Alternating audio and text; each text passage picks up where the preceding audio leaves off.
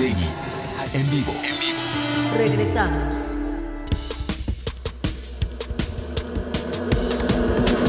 José Ramón Cosío.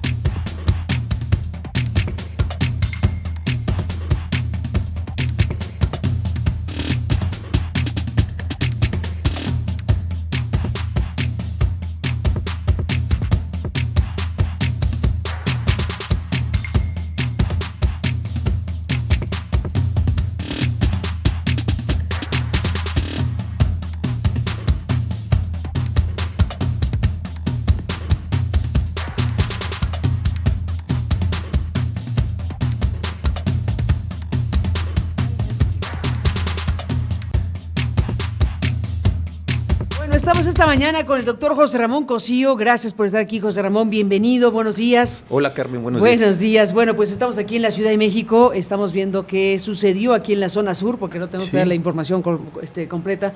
Ahora esperamos que nos podamos tener en sintonía la información de algo que ha generado cierto tráfico en esta zona, en Perisur, en la zona de Periférico Sur.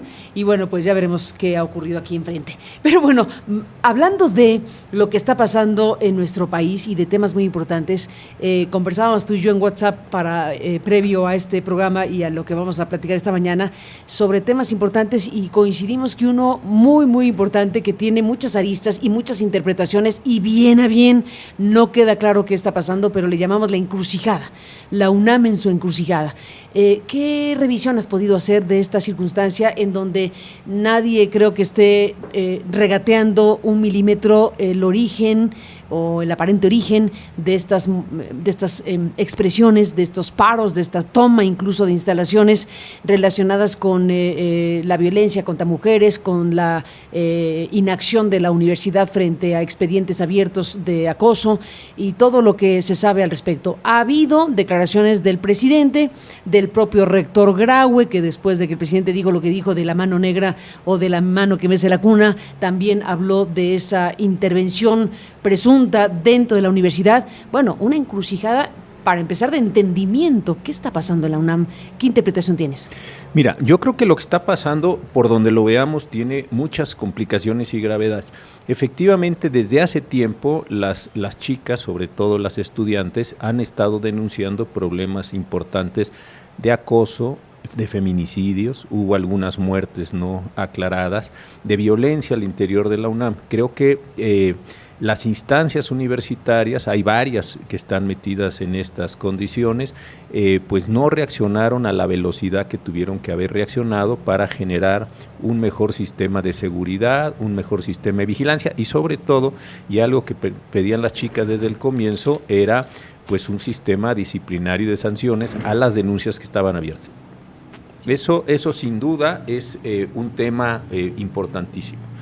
Ahora, el segundo tema es que la posición de la Universidad Nacional, como casi todas las de las universidades autónomas, pero la UNAM en particular, es complejísima, ¿no?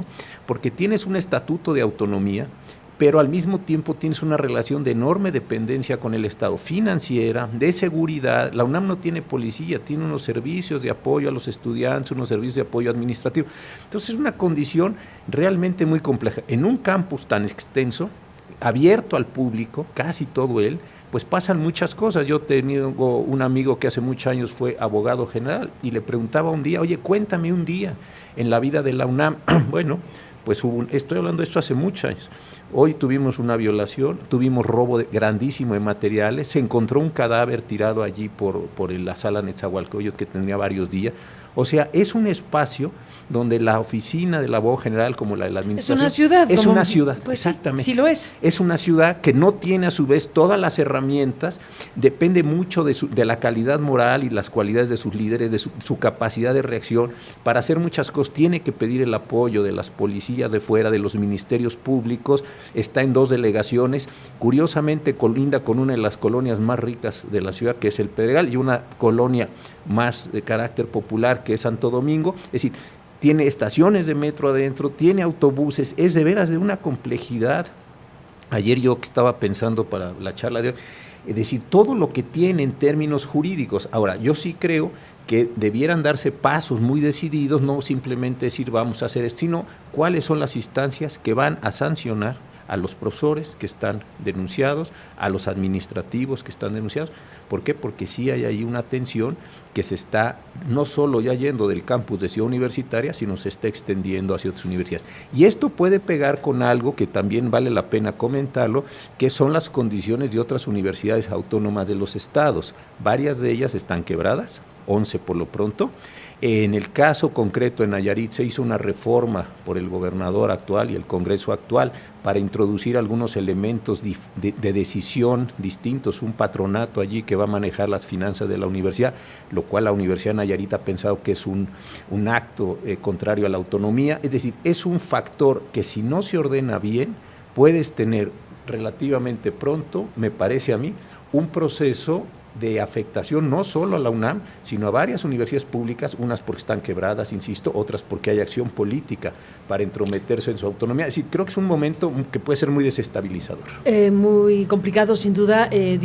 La descripción que haces es una descripción propia de la dinámica de una universidad con esta complejidad, pero están también los otros señalamientos. ¿Qué piensas sobre esta idea o este señalamiento, al final de cuentas, de que hay instancias o intereses externos a la universidad? Esto de que se mueve la cuna, esto de la mano negra, esto de que quieren desestabilizar utilizando a la universidad. Hay opiniones diversas. Hay quien dice que esto definitivamente no está ocurriendo y que lo que estamos viendo es una expresión propia de un rebasamiento ya de las situaciones que se han descrito. Y hay quien piensa que no, que se quiere usar a la UNAM para desestabilizar a la UNAM y al gobierno y en consecuencia, pues si se puede al país. Si se habla ya de una cosa extrema.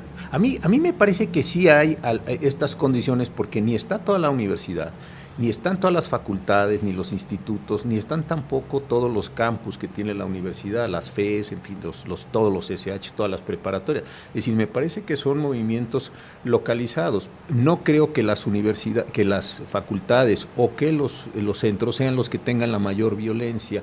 Hay otros que tienen violencia porque no se han articulado. Yo creo que sí hay, como siempre, catalizadores. Yo no diría una mano negra porque también me parece que es entonces generar una teoría conspirativa y meternos todos en una locura, pero sí hay catalizadores que aprovechan momentos.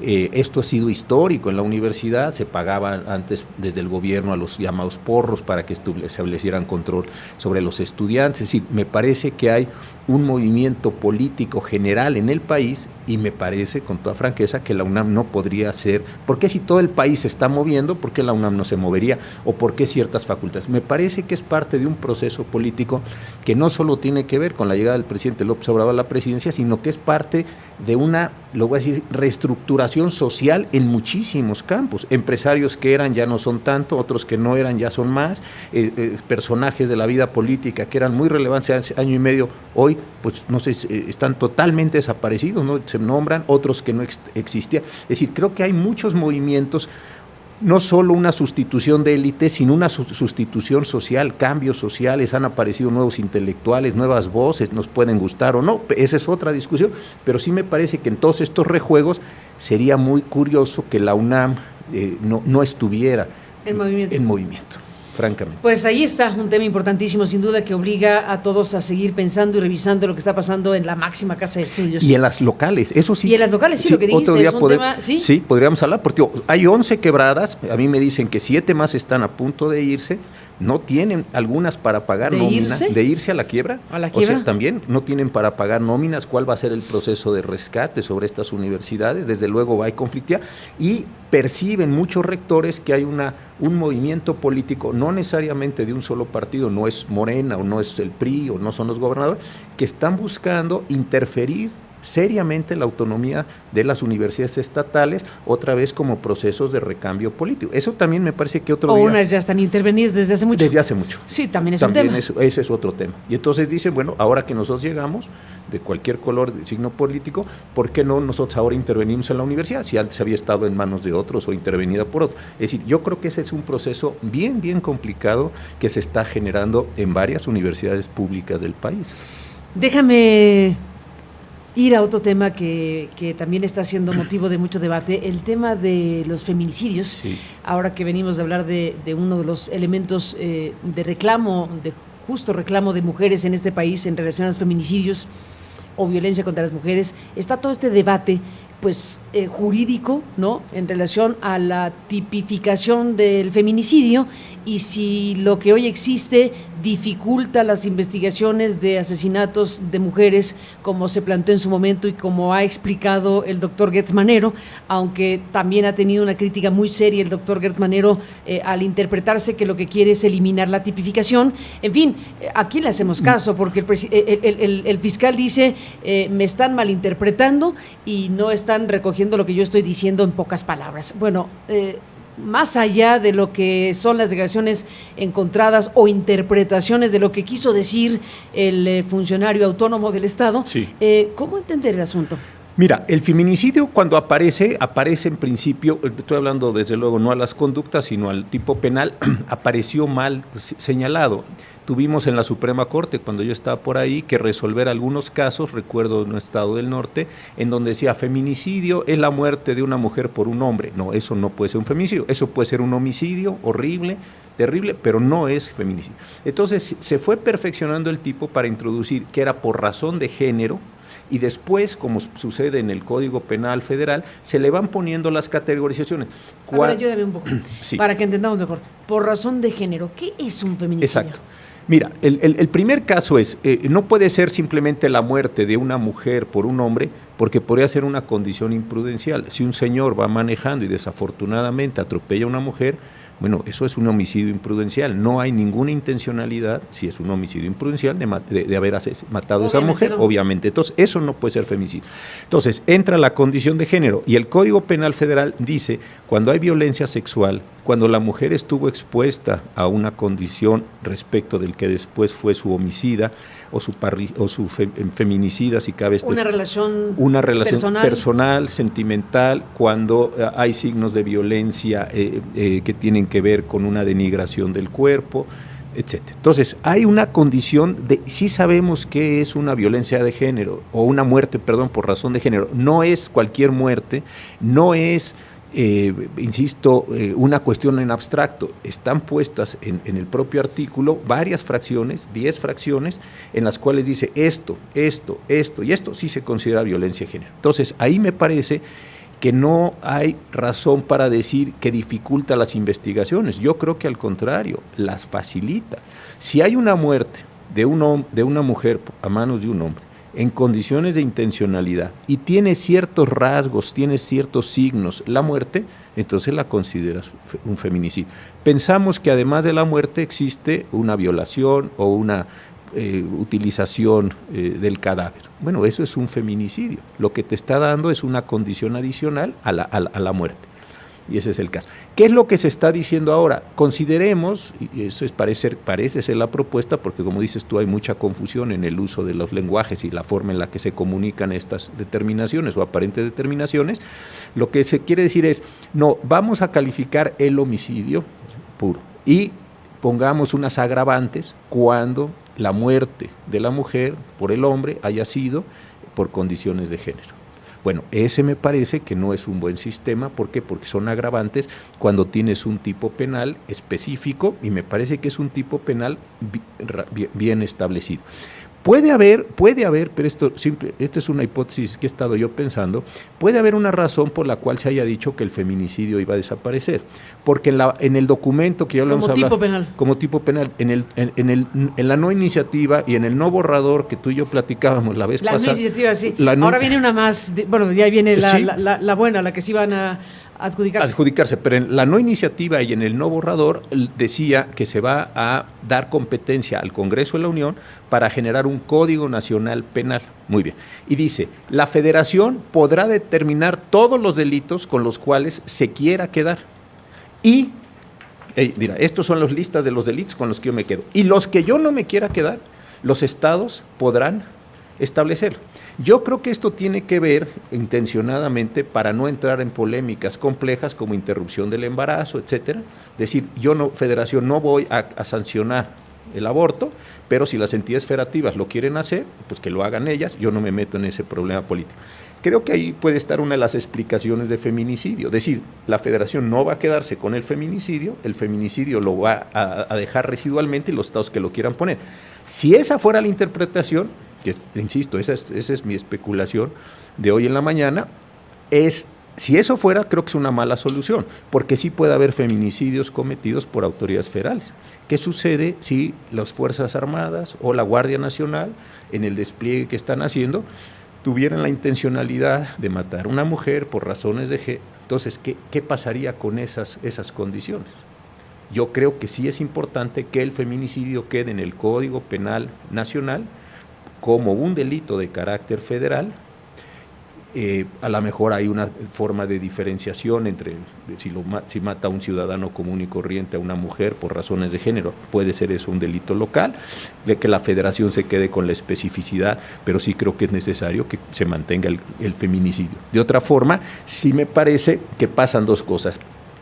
Una, estamos perdiendo la capacidad, me parece, como federación de participar o de intervenir en esas cosas. Y dos, creo que sería una pésima señal política y simbólica decir nos estamos deshaciendo de la persecución de los delitos de esa naturaleza en este momento en donde francamente las condiciones para las mujeres están siendo terribles en todo el país.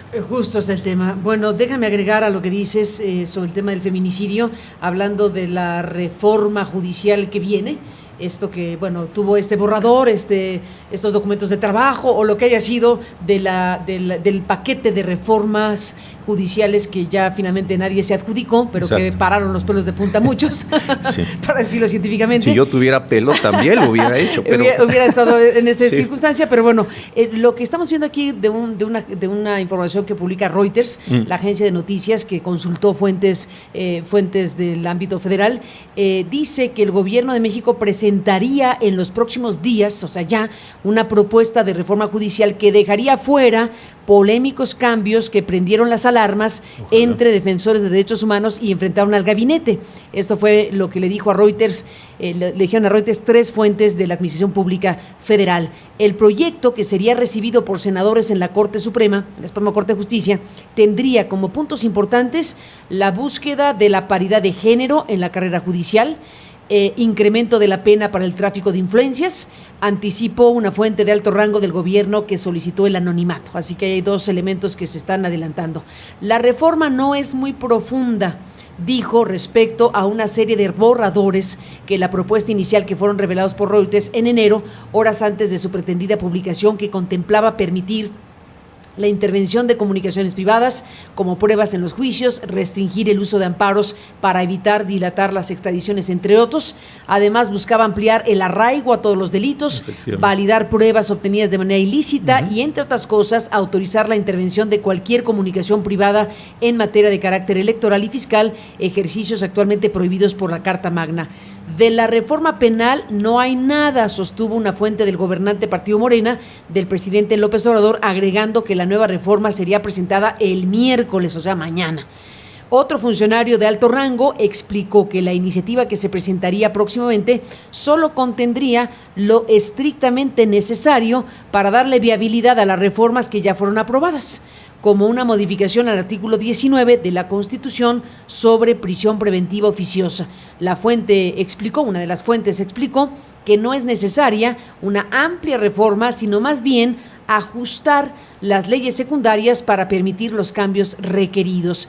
Y bueno, pues ahí está el tuit de la Fiscalía General de la República, en donde su titular anuncia que presentará en febrero al Senado, o sea, febrero ya es, presentará en febrero al Senado mexicano, a los diputados y al Gobierno de la República los proyectos de reforma que coadyuven a resolver la situación que existe en el país en materia de seguridad y justicia, y solicitará abrir un debate público y democrático. Fue lo que sacó la Fiscalía, pues en aquel momento donde estaba circulando la no iniciativa. La no iniciativa y el no borrador. No, pues ya es una magnífica noticia, porque más allá de, yo no estoy a favor de que se sigan incrementando la prisión preventiva, pero comparado con lo que habíamos visto y analizamos aquí el martes pasado, es una magnífica noticia que simplemente sean cuestiones de ajuste. No se dice nada, pero supongo que también lo habrán dejado de prever, justamente la reforma o la creación de un código penal nacional, porque no lo dice Reuters, los amigos de Reuters, y tampoco algo que es mucho más importante desde mi punto de vista, ¿te acuerdas? La creación de los jueces de responsabilidad penal como jueces designados por el Senado y administrados y supervisados por el Senado para poner en disciplina a la totalidad de los jueces y magistrados del Poder Judicial de la Federación. Ojalá que eso también esté desaparecido, porque creo que era una pésima idea. Entonces sí, me parece mucho mejor estas condiciones. Ahora, si esto es así, tampoco creo, y ojalá que tampoco se haga, desaparecer el feminicidio. Creo que la Federación tiene mucho que hacer en términos de feminicidio. Y algo interesante con la liberación de este fin de semana de algunos importantes personas, bueno, se liberaron y después se volvieron a detener, de algunas personas señalados presuntamente como delincuentes muy importantes, es algo que sigue estando en el sistema, y es la falta de capacidades técnicas para, con las normas jurídicas actuales, armar buenas carpetas de investigación y sostener buenas acusaciones en los procesos. Esto, la liberación de este señor que apodaban el Lunares, ¿no? Este fin de semana, yo no sé. Que lo liberaron y lo recapturaron con otra acusación. Con otra acusación. Pero muy grave que los hayan liberado por una falsedad de la propia autoridad. Exacto, y una forma pésima de detención, cuando ya la Corte hace muchísimos años, tal vez 10 años, ha dicho esas formas de detención no se las va a validar el Poder Judicial de la Federación. Ustedes no pueden entrar. Un video, pues siempre hay un video, siempre hay un vecino Exacto. que tomó un video y que lo mostró y testificó. Y no puedes entrar a una casa así nomás, y no puedes llegar sin una orden. Sin defender a Lunares, que parece que es indefendible, pero eso es otra cosa. Esa es otra cosa. Pero no, si ya sabes cuáles son los estándares que te están exigiendo para que tus detenciones sean buenas, pues entrena a tu personal para que así sean las detenciones. Es decir, me parece, y esa sí es otra parte de la reforma penal que sigue estando muy poco solidificada en la Federación y en las entidades federativas. Estamos viendo un tuit de Claudia Sheinbaum, la jefa de gobierno de la Ciudad de México, de hace ratito, de las 7:50 de este 11 de febrero, que dice: el feminicidio es un crimen absolutamente condenable. Cuando el odio llega a los límites como el de Ingrid Escamilla, es indignante. La Secretaría Ciudadana detuvo al presunto responsable y la fiscal ha declarado que exigirá la máxima condena. Está hablando de un caso, pues sí, muy lamentable de la muerte de Ingrid Escamilla. Tenemos aquí la ficha técnica, digámoslo así, donde el evento 2 puntos, feminicidio. Sí. En este caso, bueno, desde la Ciudad de México, con este caso en específico de lo ocurrido en la Gustavo Amadero, en el sector Tepeyac, pues se registró el 9 de febrero, apenas el 9 de febrero, en esta zona de la colonia Vallejo, alcaldía Gustavo Amadero, este feminicidio, y pues viene la crónica, lo traigo a colación precisamente por el tipo de respuesta judicial y política también, porque es la jefa de gobierno la que está hablando del feminicidio como un crimen absolutamente condenable, con el caso de esta persona que perdió la vida de esta manera. Así que va el sentido pésame a la familia de Ingrid Escamilla. Y bueno, pues viene también la discusión sobre los peritos que filtraron las fotos de Ingrid, que también es un tema. Y otra vez filtran las fotos y entonces después van a decir, es que estaba contaminada. No quiero adelantarlo porque igual no tiene esa dimensión, había que verlo caso por caso. Pero entonces las propias autoridades echan a perder, lo voy a poner así de general, las condiciones de la investigación. Y entonces a lo mejor la persona que lastimó a Ingrid, a sus familiares, es una cosa horrenda, queda en libertad. ¿Por qué? Porque la propia autoridad o no hace bien lo que tiene que hacer o no sabe hacer lo que tiene que hacer. Y ya sabemos qué tiene que hacer una autoridad. Tiene que recabar pruebas, tiene que preparar una gran carpeta de investigación, tiene que estar presente con firmeza técnicamente en la audiencia. Esa es la forma de reivindicar a las víctimas. Está bien que nos conmovamos, eso me parece muy bien, pero este es un trabajo técnico, de una pericia técnica, que o se sabe hacer o no se sabe hacer, y eso sí me parece que es central, que no se nos olvide. No es solo un problema de leyes, yo creo que en general las leyes por ahí andan más o menos, pero no hay capacidad ni de las policías ni de las fiscalías, y hay yo creo que una desconexión entre policías y fiscalías para efecto de poder tener buenas acusaciones y castigar al que se tenga que castigar, Así parece una obviedad, pero de verdad que no lo es cuando uno ve la totalidad. Y ve los datos generales de impunidad en el país, ¿por qué alcanza un 94, 96%? Pues por esas incapacidades técnicas, por esa falta de control, por ese entregar fotografías. Bueno, es una cosa que también va siendo muy lamentable. Muy lamentable. Y el caso de Ingrid, que nos sacude por todas sus implicaciones. Estamos revisando las publicaciones de Página Negra en Puebla, en donde dice que Ingrid, la joven desollada por su novio, es poblana. Ambos son de Juan Galindo, Puebla. Y bueno, pues lo dejamos como dato sobre lo que los amigos de la familia de Ingrid ahora han contado. Una relación... Bueno, pero fíjate, ese es y quiero ser muy respetuoso con la familia y con ella, pero creo que es importante. Este caso de esta chica, cuando dice fue desollado, ahí sí ves la condición de género. Absolutamente. La relación de él con ella era clarísima, la relación de Ingrid con Eric Francisco, que es el personaje en cuestión, pues era de una relación personal, íntima si se quiere, y pues la mató, la desolló. Exacto. Y ¿cómo llamamos eso? Feminicidio por los 4 costados. No es un homicidio, no es un homicidio, desde luego, además de que la mata, la desolla, o sea, hay un conjunto de agravantes que eso es lo que precisamente el tipo penal de feminicidio quiere recoger. Ya la persona, no es el caso, pero ya está muerta una persona, después de ser muerta es violada, ultrajada, marcada, es decir, todo ese es el conjunto de rasgos que son muy particulares del feminicidio y yo creo que sí deben prevalecer como una forma, inclusive más fácil, curiosamente, de sancionar a las personas.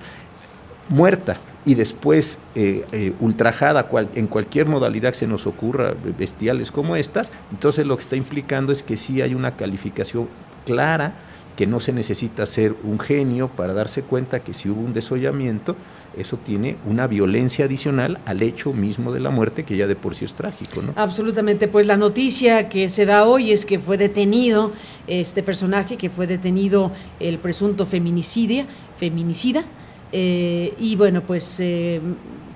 cuando el odio llega a los límites como el de Ingrid Escamilla es indignante, dice la jefa de gobierno, como un mensaje en su cuenta de Twitter hace rato, dando cuenta de que fue detenido este personaje acusado de asesinar y de descuartizar a su pareja. Una cosa absolutamente clave para entender o para ejemplificar tristemente, trágicamente, de lo que estamos hablando cuando se habla de feminicidio. Y ahí insisto yo, la carpeta investiga, están muy bien las declaraciones, son buenas, es importante ser empático, apoyar a las familias, todo eso me parece muy bien, pero si se quiere hacer justicia, hay que entender que se está jugando en un campo técnico. No es un campo solo moral, no es un campo solo de ideas, es un campo técnico donde el Ministerio Público, si quiere lograr una condena, tiene que trabajar mucho, tiene que trabajar bien, tiene que armar un buen carpeta. El que filtró las fotos, por ejemplo, ¿no? Que es el responsable de la carpeta. ¿Qué Ministerio Público llevó el caso del feminicidio? ¿Quién tiene acceso a una carpeta de investigación? Digo, con todas las proporciones del caso, nos tocó vivir en la experiencia cuando presentamos una denuncia por el allanamiento de este estudio de este espacio de noticias. Bueno, pues filtraron el expediente a las 2 horas de que fuimos a presentar nuestros papeles. La filtración de documentos pues trastoca el proceso mismo. O aquel señor, ¿te acuerdas? Un importante narcotraficante que mataron en Cuernavaca, que le pusieron billetes en sí. Es decir, Beltrán Leiva. Tremendo, la Marina. Tremendo. Y entonces tú dices, oiga, pero no es la chamba de ustedes tapizar, hacer mofa. Billetes, Es decir, la chamba es una chamba técnica, es una chamba rigurosa, es una chamba callada y al final de cuentas se obtiene una condena. No es no, pero eso es justamente lo que hace la justicia, no estar ahí echando tiros por todos lados, porque no tiene sentido. Pues están las dos cosas. Por un lado, celebrar que se captura a este presunto asesino brutal, ¿no? Un tipo que hizo una conducta brutal. Y por otro lado, pues sí señalar alguna circunstancia que es la que se estaba mencionando sobre el proceso mismo. Así que una cosa y la otra es lo que estamos hablando esta mañana. Déjame, José Ramón Cosío, si me permites hacer una pausa. Estamos un poco corriendo. Vamos a hacer un resumen de noticias rápido, una pausa y regresamos. Un tema que dejas para la reflexión y que ahora escuchamos tus puntos de vista. Ahora que estamos con los puentes y el 5 de febrero, que fue el día que eligió el presidente para decir que no quería más puentes o fines de semana largos, bueno, además de que ya se reunió con el secretario de Turismo y ya acordaron que van a inventarse otros puentes para dejar intocados las fechas conmemorativas de las fechas cívicas en México históricas. Bueno, además de eso y celebrar la Constitución mexicana, pues empezó nuevamente a plantearse el tema de una Constitución moral.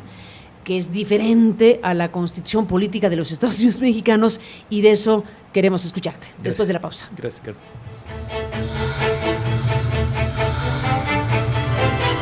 Lo mejor de Aristegui Noticias.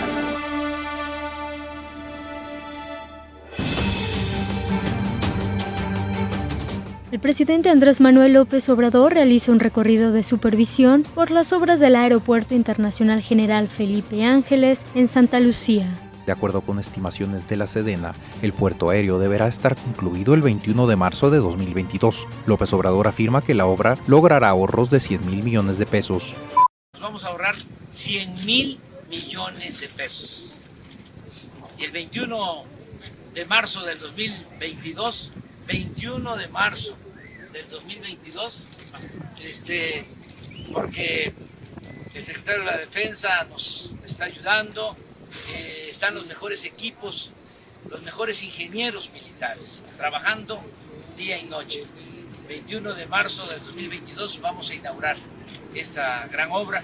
El titular de la Fiscalía General de la República, Alejandro Gertz Manero, aclara que su intención no es eliminar el tipo penal de feminicidio, sino visibilizar una situación que no había sido establecida previamente.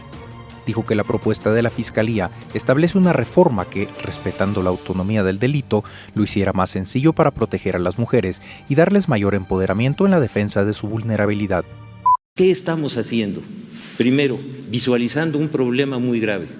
Segundo, estableciendo que hay un grupo muy delicado de seres humanos, que pueden ser los niños y en este caso las mujeres, a los que hay que proteger. Que el delito no está, de acuerdo con nuestro punto de vista, lo suficientemente claro como para poder hacer esa defensa. ¿Por qué? Porque en los homicidios no tenemos ese aumento y en los feminicidios sí. Todo es de lógica elemental. El diputado federal Porfirio Muñoz Ledo califica como un maquillaje, un desastre y una burla la visita que realizó una comisión de diputados guiada por el Instituto Nacional de Migración en la estación migratoria Siglo XXI en Tapachula, Chiapas. Todos los partidos coincidimos en que es una falsificación, porque ahí están los niños llenos de mugre, que no comen, son maltratados y son mentirosos. Es una cárcel migratoria disfrazada de estación. Fue un desastre esa visita, fue una burla esa visita, y además estuvieron altaneros y fijándose en reglamentitos. No quería ni siquiera que con un celular fotografiáramos. La Secretaría de Salud informa que el caso sospechoso del nuevo coronavirus reportado este domingo en la Ciudad de México resultó negativo, por lo que el país aún se encuentra libre del virus. En tanto, hasta el momento, de acuerdo con autoridades de salud en China, el número de muertos por el nuevo coronavirus aumentó a 1,016, mientras que los casos confirmados ascienden a 42,638 en China, 42 en Hong Kong, 18 en Taiwán y 10 en Macao. La Corte Suprema de Justicia de El Salvador ordena al presidente Nayib Bukele abstenerse de usar a las Fuerzas Armadas en actividades que pongan en riesgo el orden republicano del país centroamericano. Lo anterior luego que Bukele ordenó el ingreso de policías y militares a la Asamblea Legislativa como estrategia de presión para que los parlamentarios aprueben un préstamo de $109 millones en compras de equipo de seguridad. Esta y más información en www.aristeguinoticias.com.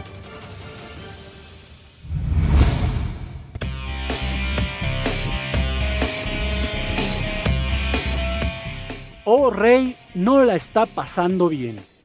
Ediño, hijo de Edson Arantes do Nascimento, reveló este lunes en entrevista para la cadena TV Globo que su ilustre padre, de 79 años de edad, atraviesa por una profunda depresión debido a su precaria movilidad como consecuencia de una malograda recuperación a un trasplante de cadera que fue sometido hace unos años y se niega a salir de casa porque no puede caminar sin ayuda.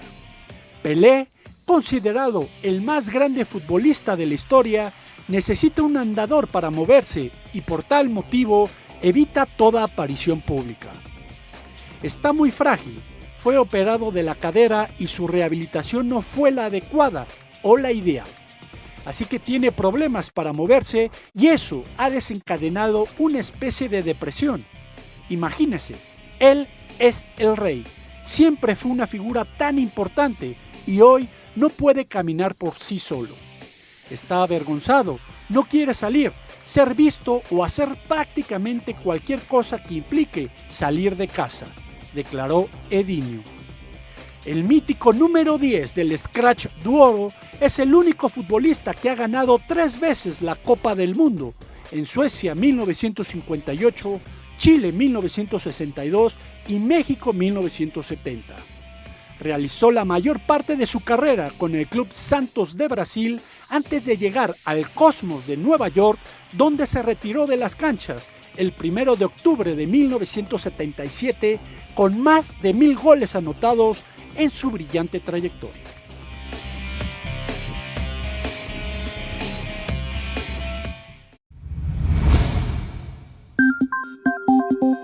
Buzón de voz. Envíanos un mensaje de voz por WhatsApp al 5574 32 32 73, 5574 32 32 73. Incluye tu nombre y lugar donde vives. Tu opinión nos importa.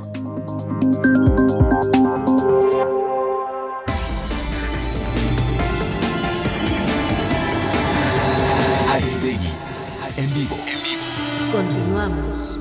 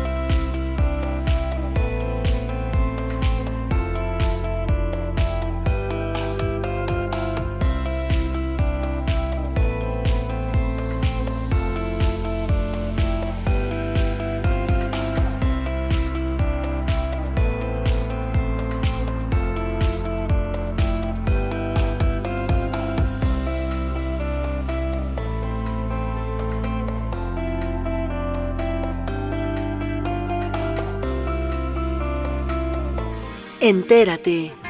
Los mejores momentos. Aristegui en vivo. Entrevistas.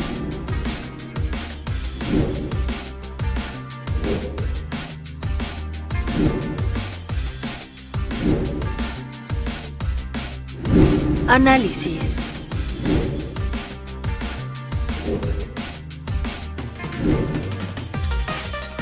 Debate.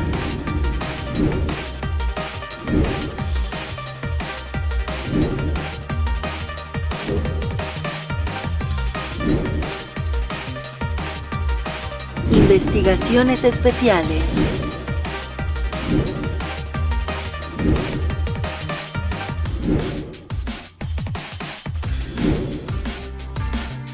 Último momento.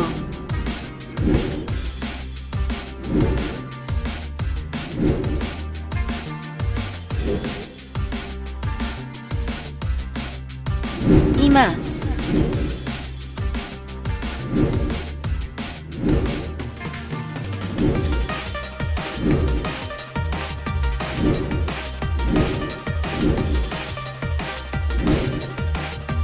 Consulta la sección Entérate en www.aristeguinoticias.com.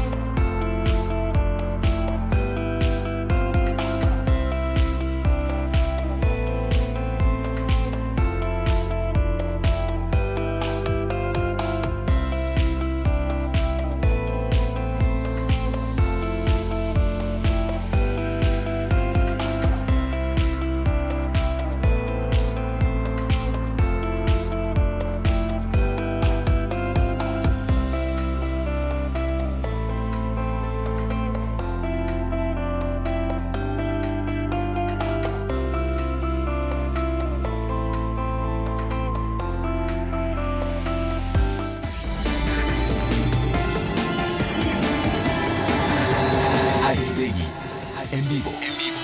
Regresamos.